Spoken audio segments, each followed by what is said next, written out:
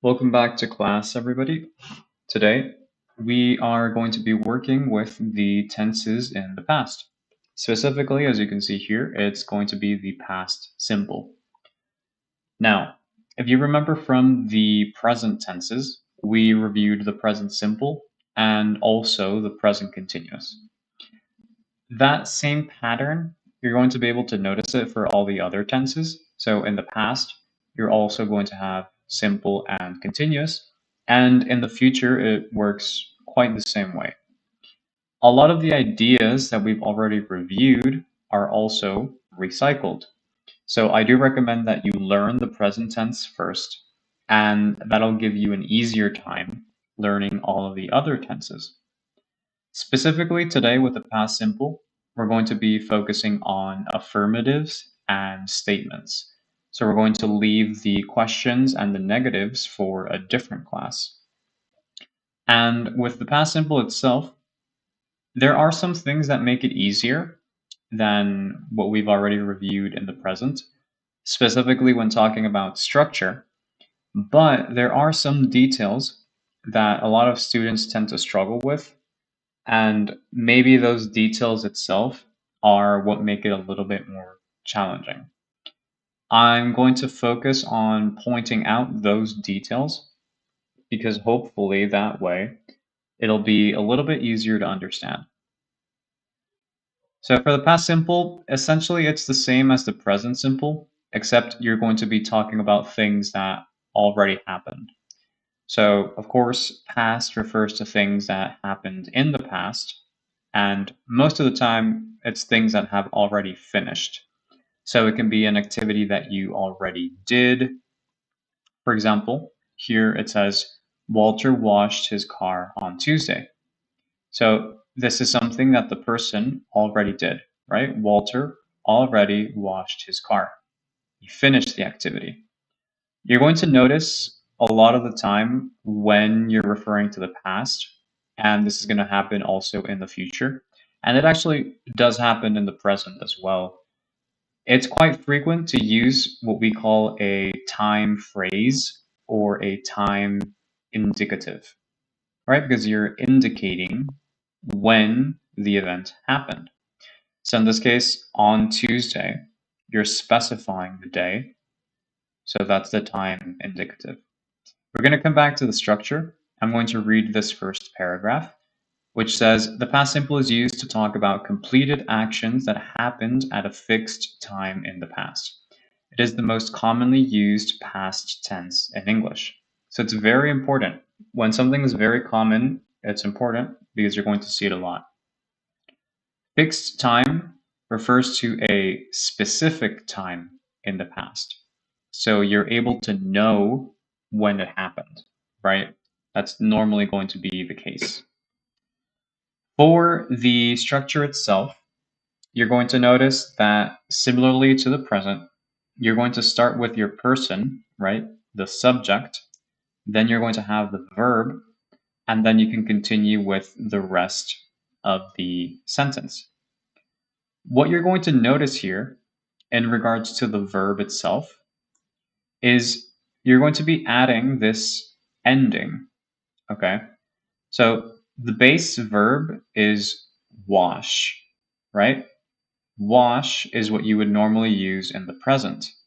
Maybe you would also use washes, because if you remember, sometimes you had to add the letter S or the letter ES. In the past, when you're dealing with what we call, here it says regular verbs, you add ed, right? In this case, washed. Okay, so you have the ed. We're going to focus on the pronunciation when we get to the further examples, but the pronunciation is something that a lot of people struggle with. You just notice that I said washed because that is the way it's pronounced. I'll explain that later. But this is for regular verbs. Now, in case you don't know, a regular verb, you can kind of say it's a normal verb because it follows the rules, right? In grammar or in language, you have some rules that you need to follow. So in this case, the rule is you add ed at the end of the verb when you want to make it past. Okay? So when it's regular, you add ed. Now, how do you know when it's regular? That's one of the difficult parts. I'm going to focus more on that when we get to the irregular verbs, which is the second half of the class. But just know that there really isn't a way to know when something is regular or irregular unless you're already familiar with the verb. That's one of the tricky parts. Now, here you have a little cheat structure for the actual parts, right? The reason why I say the structure is easier than the present is because you don't have to pay attention to the subject. If you remember in the present, you had two or sometimes three different categories for the subjects. And depending on the category, you would have to change the verb. Here, everything falls into the same category. So I, you, he, she, we, they, right? It would also fall into this category. And all of them follow the same rule, which is adding ed at the end of the verb. In this case, you can see it says played. Okay. I'm going to read these examples, and then I want you to pay attention specifically to how I'm pronouncing the verb, and then I'm going to explain why I pronounce it that way. Okay. Last night, I watched a documentary about Italy. Last Friday, I danced with friends. Tom usually drives to work, but yesterday he walked instead. Heather cleaned her bedroom last weekend before the party. Tom shaved off his beard yesterday. After work, Nia listened to music and started reading a new book. Okay, so we have 6 example sentences and 7 verbs in total. The first 3 on the left side have the same pronunciation rule. The next 3 have a different pronunciation rule. And then the 7th or the last word has the last pronunciation rule. Now, if you didn't notice, for these 3, the ed, the ending, sounds like the letter T. Okay? So we have watched, danced, walked. Sounds like a letter T. Okay? For these 3, it sounds like a letter D. Okay? It's a much softer sound. In fact, when people are speaking quickly, sometimes you won't really get to hear the sound. It's very soft, it's very subtle, and it depends on the accent or the pronunciation. So, cleaned, shaved, listened. Okay? And the last one, you read everything. So it's started. Okay? Started. Now, why do we have different pronunciations? Here's the difficult part. I'm going to start with the easiest rule, which is the last one. Okay. Start, which is the base verb, and for all of these rules, you are going to have to pay attention to the base verb. Ends with the letter T. Okay. So the first rule, and probably the easiest, is if the verb ends with the letter T or D, then when you have the ed, it's going to sound completely as it seems, right? So started, or for example, needed, right? Need ends with the letter D as well. Something you have to pay attention to, some verbs end with the letter E, but the letter E doesn't make a sound sometimes, okay? If that is the case, and we're going to see an example on the next page, If that is the case, then what happens is you pay attention to the previous letter. Okay, so if you have a word that ends with E, but the E is silent, you pay attention to the previous letter or the previous sound. If that sound is a T or a D, then it's going to follow this same rule. Okay. Again, I'll mention an example for this on one of the next pages. Now let's go with the other pair of examples. Watched, danced, walked. That sounds with T. What you have to pay attention to is, again, at the end of the base verb, if it sounds strong, right? If you have like a stress on the last letters, and this is very arbitrary. That's one of the difficult parts. Okay, it's very arbitrary.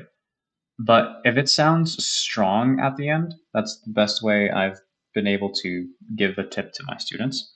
It sounds like a T because the T is also a strong sound. So CH, for example, watch sounds strong. So you add a T, watched. Okay. The K at the end of walk also is strong. So walked. And in the case of dance, the C is making more like an S sound because you're saying dance. That is also strong. So you say danced. Okay. So if it has a strong sound, it ends with a strong T. And the other ones is the opposite. If it has a soft sound, then it ends with a soft D. So for example, clean has an N, which is soft. So cleaned, right? It's a soft ending. Shave has a V, which is soft. So it has a soft ending, shaved. And then listen is similar to clean because it ends with the letter N. So it ends softly, listened. Okay? This is something I want you to practice.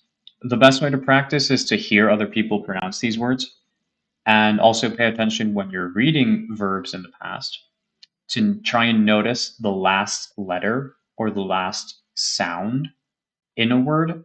And based on that last sound, determine how you're going to pronounce the ED. Let's move on to the next page. All right, so this second page is going to focus mostly on examples. We do have some exceptions here for writing, which I'm going to discuss, and then we'll read some examples. So, same thing we saw in the present. Sometimes when you're writing, the writing is a little bit different than the normal rules. There are some letters that you have to take away, some letters that you have to change or maybe add. Okay? This is the same. So you have three exceptions because this first example is the normal way, right? Maybe the most common. So the normal way is what we focused on the previous page, which you only need to add ed. Okay, so wash, washed. This second example, if you have a verb that is ending with the letter E, for example, dance, when you want to make it past, you only have to add the letter D, right? Because you already have the letter E. You don't have to use the letter E again. So, danced. Okay? That's for the writing. It doesn't affect your pronunciation, really. So it's mostly just a writing thing. Here, for the verb try, it ends with the letter Y. Okay? So when something ends with the letter Y and you want to make it past, you have to change the letter Y. And you're going to be changing for the letter I, like you can see right there. Once you do that change, then you can add ed. Okay, so try, tried. Again, it doesn't affect the pronunciation.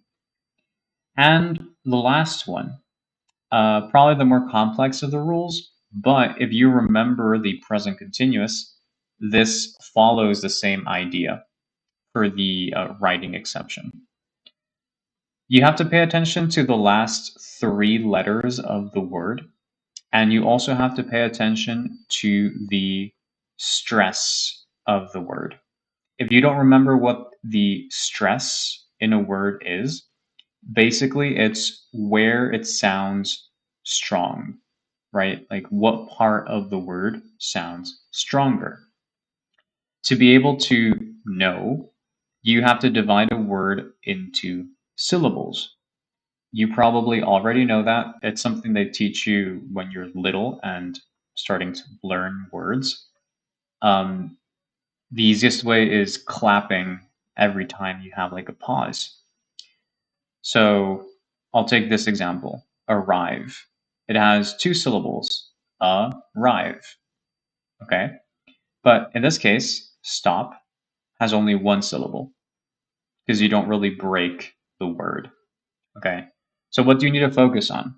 First, the stress has to be on the final syllable.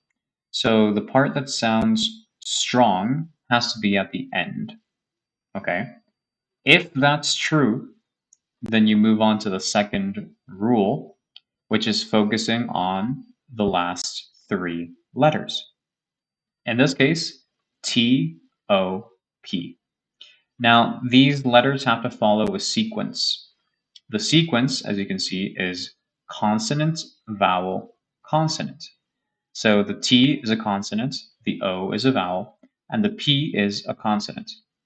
Okay, good.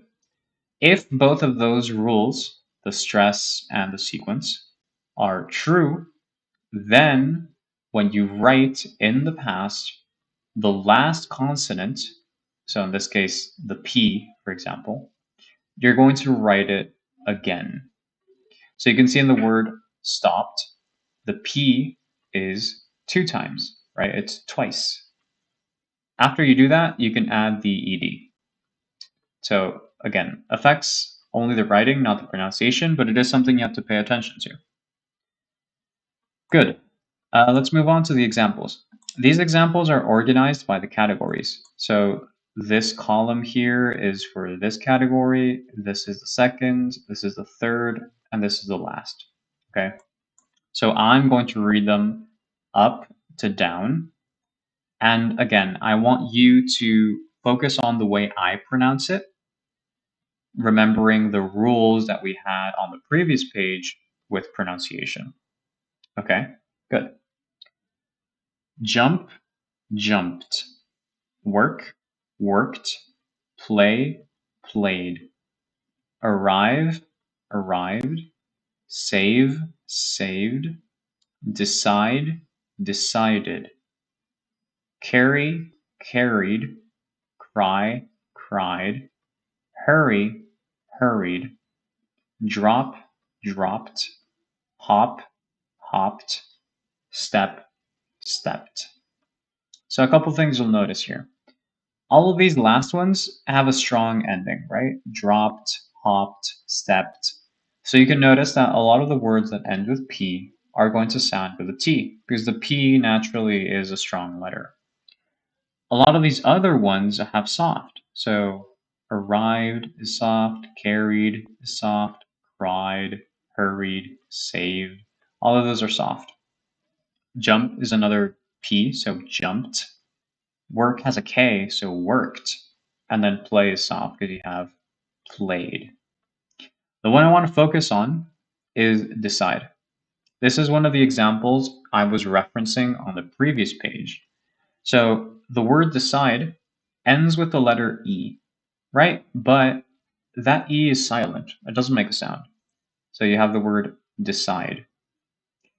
Now, the sound that is before the E is the D, right? Decide. That's the last sound that you hear. So this falls into the category for pronunciation where you're pretending like you have the D as the last letter. Okay. So decided. You can see you pronounce everything. Decided. Okay. Good. Now we're going to move on to the third page. We're going to start reviewing the irregular verbs. Okay. Here for irregular verbs, there's a couple things that go around. Okay. The first thing you have to know about irregular verbs and the reason why it tends to be difficult is because they don't follow rules. Okay. That's why they're called irregular. At least they don't follow rules when you're trying to make them past. So we're going to see how you manage that essentially. In terms of structure for the sentence, it's going to be the same. So you start with your person, your subject, then you have your verb, and then you have the rest of your sentence. Okay.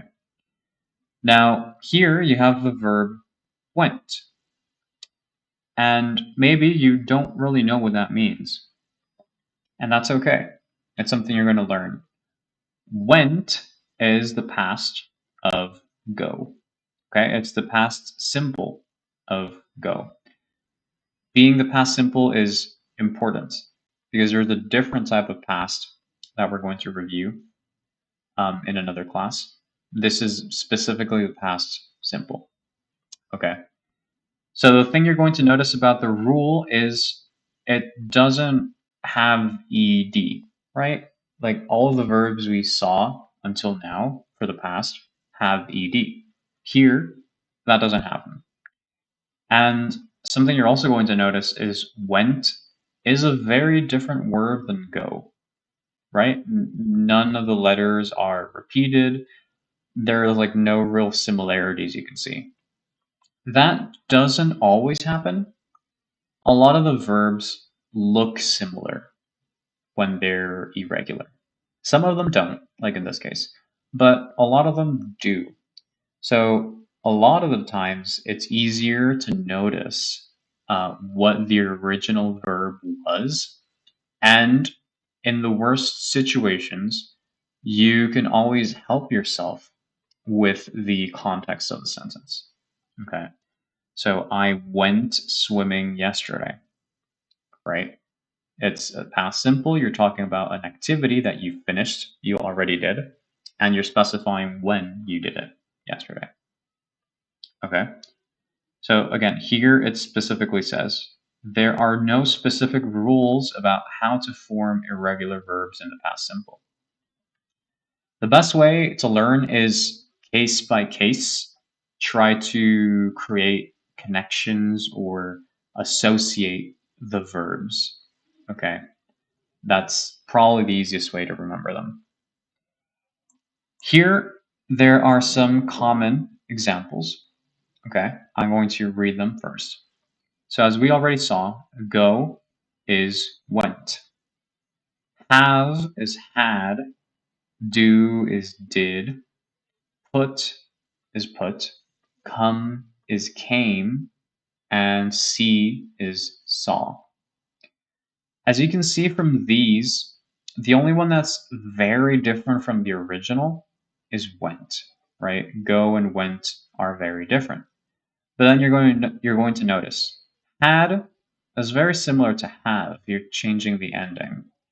Did is similar to do because they start with the same letter and they have a similar amount of letters as well. Put is a situation where the verb stays the same. You don't change it, which we're going to see as well. Came only changes one letter. And this is a very common thing. You're going to notice that one letter changes. And then see is saw. So there's changes to two letters, but the structure is very similar. Okay. So these are the situations you're going to see a lot. A very drastic change, sometimes. But if not, there's only like two letters that change, maybe like one letter that changes. Okay. And maybe you're lucky and it stays the same, like in the case of put. I'm going to read through these examples, and after I'm going to show you or I guess tell you, the original verb where it comes from. Before I tell you the original verb, try guessing on your own. That's a pretty good exercise. What the original verb was. Okay. Some of these you will know because we saw in these examples, but some of them are maybe a bit new. So I swam in the 500-meter race. I came to the US in 1980. We saw some rare birds. I did really well in school. Steve put his cup on the table. Sam ate 2 pizzas. We went to the zoo last week.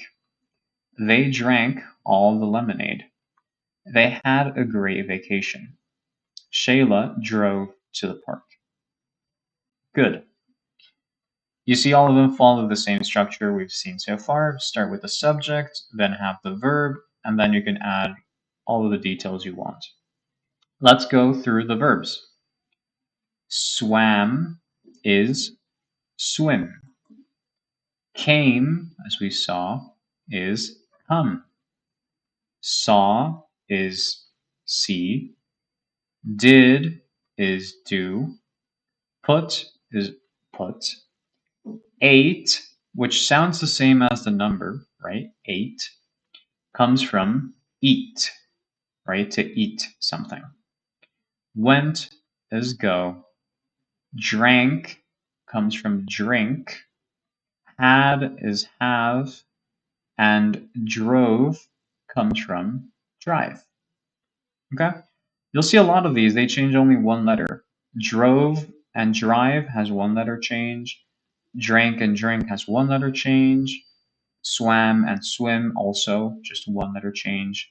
And in the case of ate and eat, you don't even change letters. You maybe switch the positions, but it's all the same letters. So very straightforward for a lot of these. I do recommend that you try to establish these types of connections, and that'll help you remember them. Now let's move on to the last page. Okay. For the last page, we're going to revisit a topic that was very popular in the present simple, which is the verb be. Okay. If you remember in the present, when you worked with the verb be, you had different categories of subject, and you had 3 versions of the verb be that you can use, right? Those were is, am, are. Okay. Now, in the past, it's similar. Instead of having 3 different versions, you only have 2. So realistically, it's easier.